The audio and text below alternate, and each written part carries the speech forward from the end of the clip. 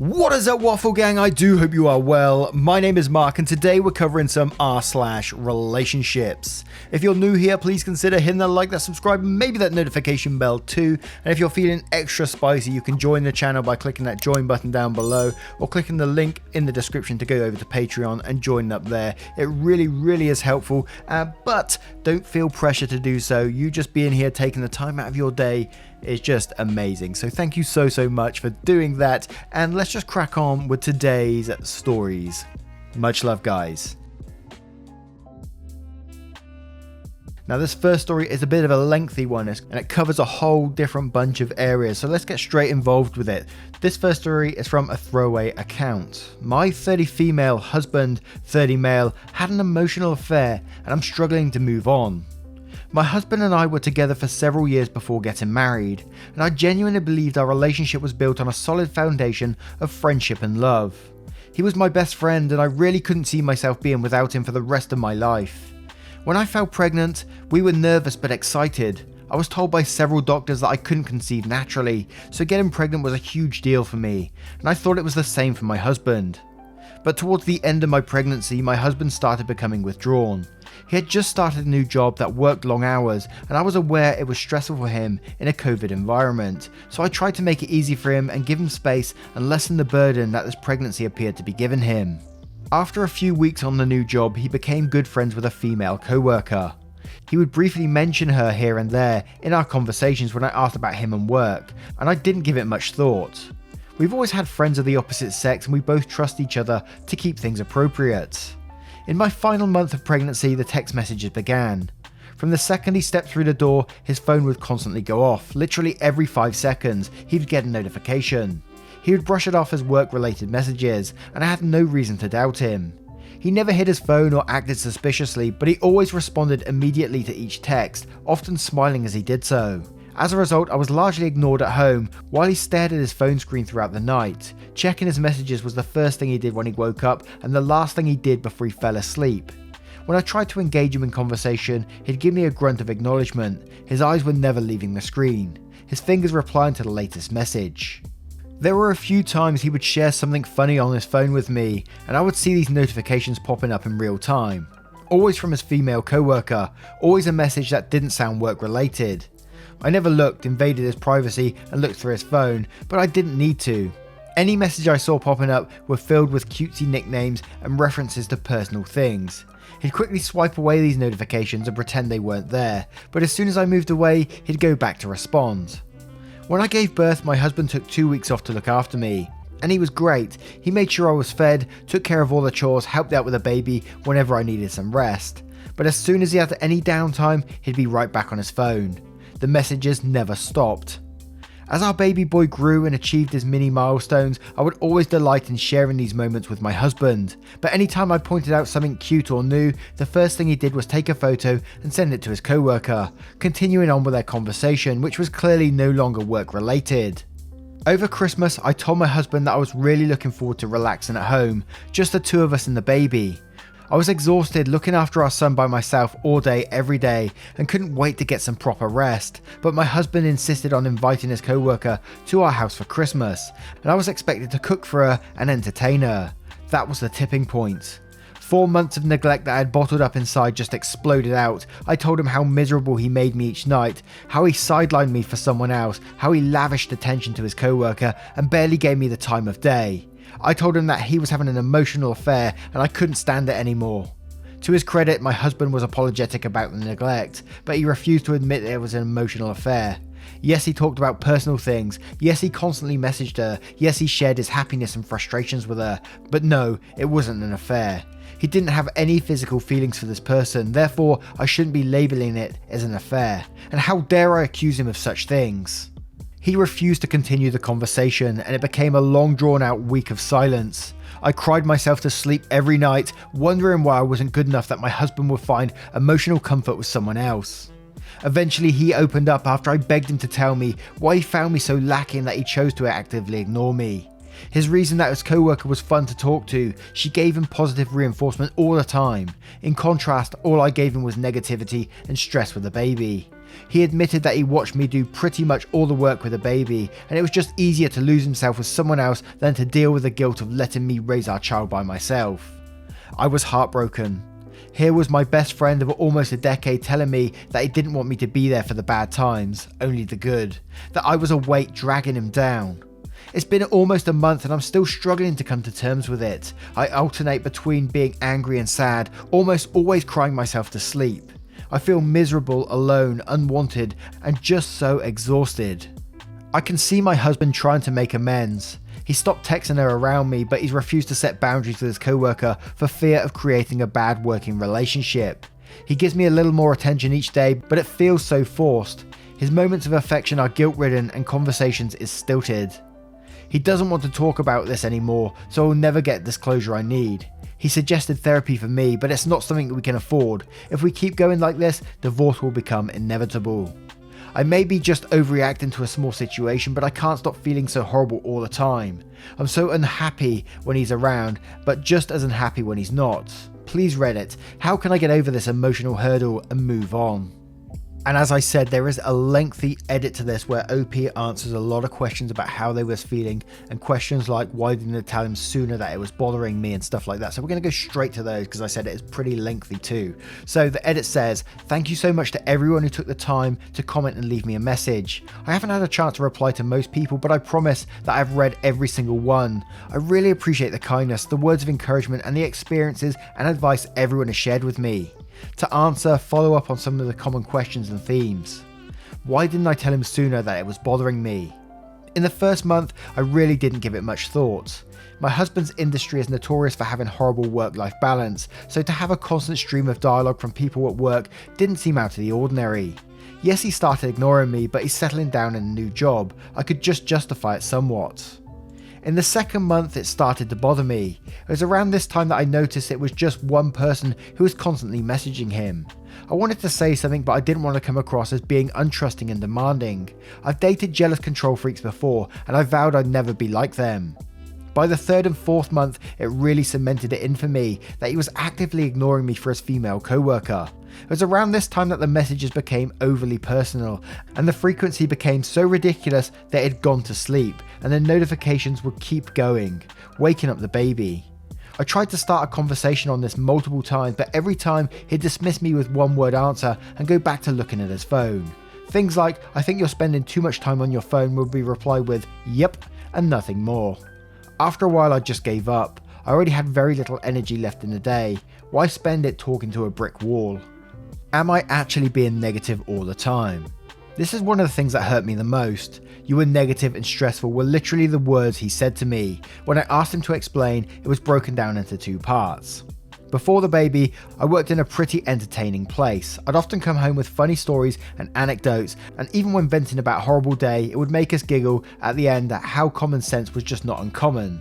When I went on maternity leave, my entire day revolved around the baby, and suddenly my stories at the end of the day were he vomited and he pooped everywhere and he didn't have his nap, so now he's extra cranky. To him, I stopped being fun and started being negative. It's not that I deliberately shared only bad things, but our baby is no angel and I can only share what I experience. The stress is a result of his guilt. He feels guilty that I let him sleep through the night, so he's alert for work, leaving me sleep deprived every day.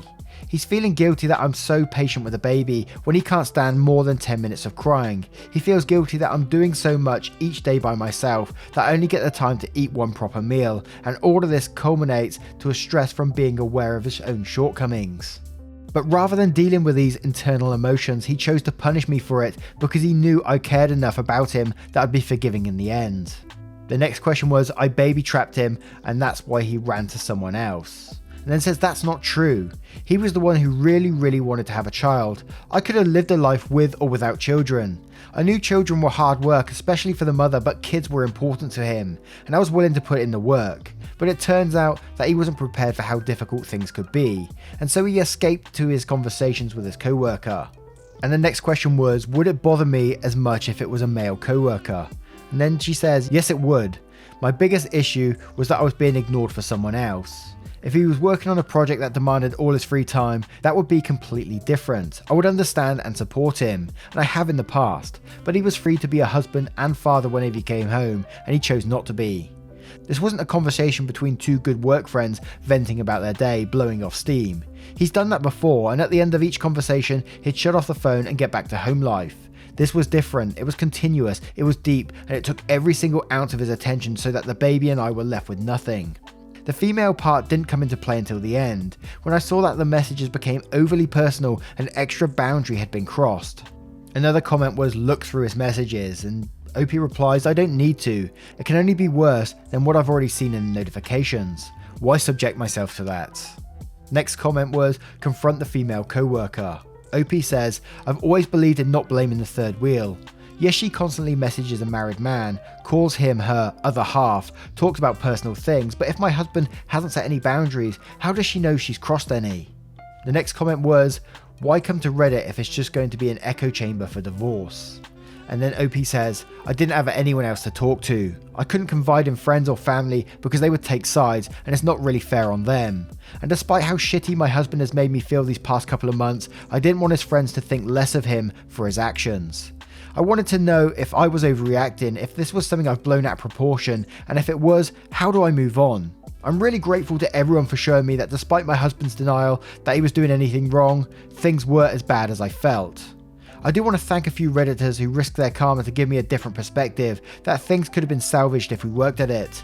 Like most of the comments below, I had considered divorce, but even with divorce, it wouldn't change how worthless and unwanted he made me feel, how he still makes me feel. I wanted to try and heal before we could go down that path. And OP says, moving on. I've come to the realization that it's not me who needs therapy, it's my husband. I tried communicating with him once more. I told him I was still deeply unhappy. He said he didn't know where I was coming from and that he thought he had hashed everything out last time. I showed him this post, a written account of what I've experienced and how I felt. His initial reaction was one of anger. I've twisted his words, I've made him out to be the bad guy. How could I share this with strangers? I asked him to show me where I've twisted things. I asked him to show me where I was being unfair. I asked him to tell me who I could have confided in otherwise that wouldn't have damaged his reputation. Things sounded twisted to him because he couldn't answer me honestly the first time round. Things sounded unfair, but it was the reality he tried to escape from. I could have been vengeful, I could have destroyed his reputation, his career prospects, but I still cared enough to protect him from the consequences. We will be separating for a while. It's a bad environment for the baby to be in. This will give him space to reflect on his actions, really figure out why he did what he did.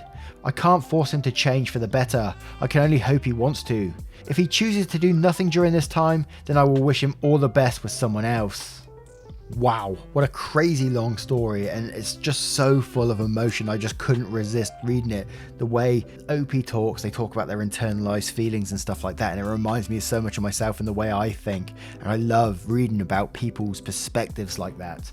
And it's a shame that this is happening to OP. They sound very, very level-headed in the way they're dealing with everything though, like not being, like they said at the very end, they're not being vengeful and lashing out or anything like that. And it's a bit of a weird one, but the line that really jumped out to me was about them not wanting to create a hostile work environment. And I thought, your relationship is at risk here and you're worried about this co-worker still.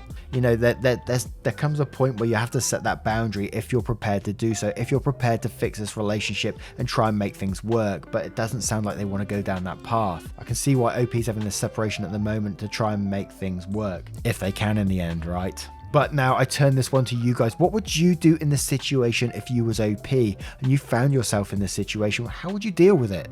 Let me know in the comments below. And our next story is from a throwaway account. My 30 male, ex 30 female wants me back in my life as a friend years later, but I don't think I want anything to do with her. My 30 male ex, M 30 female, and I dated in college for almost 3 years. We broke up because I caught her cheating on me red-handed with a guy in our apartment. I found out she'd been cheating on me for at least 6 months. It wasn't entirely unexpected. In that time, I did see changes in her. I did suspect cheating in the back of my mind, but I wanted it to be not true. Bad enough to push those hunches away, I guess. I desperately tried talking with her about us, but she always said it was something else bothering her, stress getting to her, etc. And she talked me out of worrying. I also found out later that said guy introduced her to some hard substances, and she eventually began using.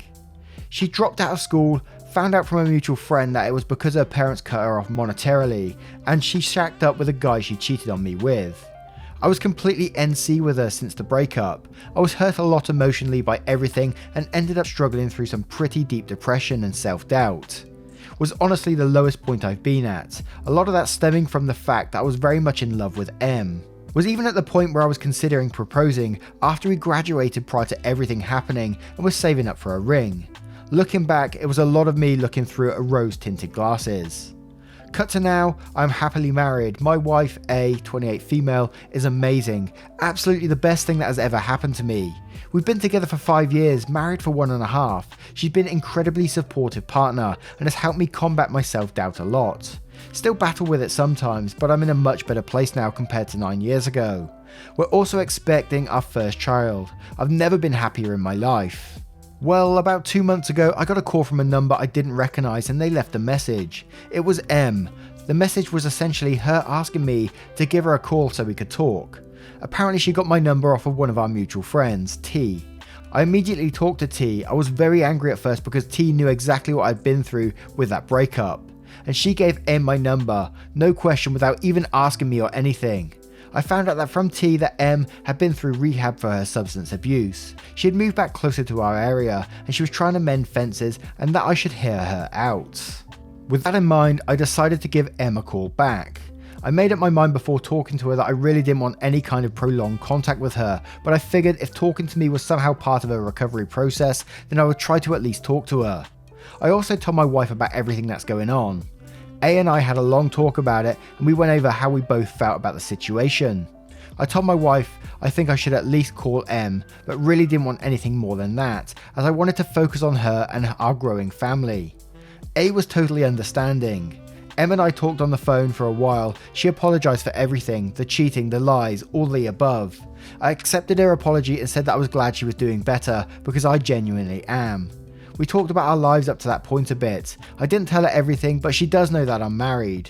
Toward the end of the conversation, she eventually said she'd like to be friends again and asked if I wanted to meet up for coffee or something. I politely declined and said that I'm glad she's on her way to healing, but I don't think that I want any kind of friendship or relationship with her. We said our goodbyes and hung up.